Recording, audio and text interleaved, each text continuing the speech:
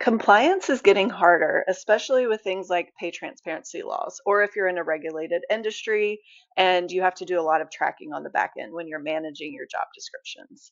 So, some of the biggest problems that we see are reviewing hundreds, if not thousands, of job descriptions manually for compliance issues. And it's really easy to miss things. There's no audit trail. You can't see when things are last modified if you're working in, multiple platforms or across shared drives. So in Ongig, we have what we call role-based workflows. You can actually give access to users based on viewer access, editor, administrator, auditor roles, and we have these custom statuses here that are built into the platform where you can actually edit, review, and approve.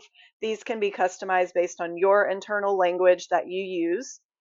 And then we also have priority levels. So if you have a really high priority role or something that is not, it's flexible, it's not immediate, you don't have a deadline, but you just need someone to have a look at it for you.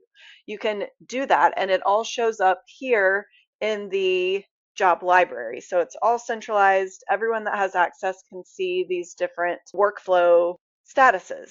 And then we also have things like built-in checks for pay transparency. So for example, with this PR manager role, I just copied and pasted something in here, just a sample for this demo video, and it's located in either New York City or California.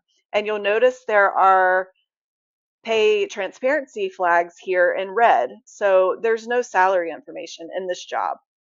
I can easily add it with one of our templates, or I can type it in directly into the editor, but I know here automatically when I'm working in Text Analyzer that this role is missing salary information. So there is a compliance issue there.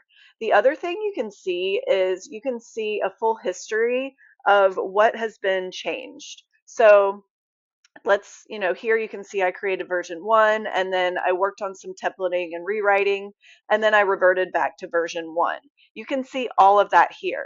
And you can also see timestamps of when these new versions were created. So if you have multiple people working, you can see that full revision history, and it's helpful for auditing.